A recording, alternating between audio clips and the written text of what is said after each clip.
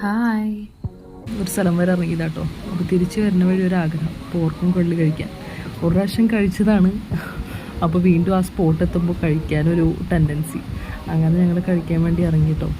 ഇത് ലൊക്കേഷൻ വന്നിട്ട് ചൊവ്വന്നൂർ പാടത്താണ് കേട്ടോ.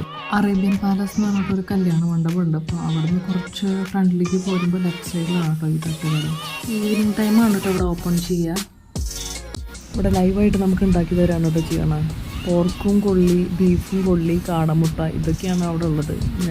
ഞാൻ അതിൽ കഴിച്ചതിൽ എനിക്ക് പോർക്കും കൊള്ളിയും സൂപ്പർ അടിപൊളിയായിരുന്നു. ഞാൻ കഴിച്ച് കഴിഞ്ഞാൽ അമ്മയ്ക്ക് കാടമുട്ട ഇഷ്ടമാണ്. അപ്പോൾ കാടമുട്ട ഒരു പാക്ക് കൊണ്ടുപോകട്ടോ.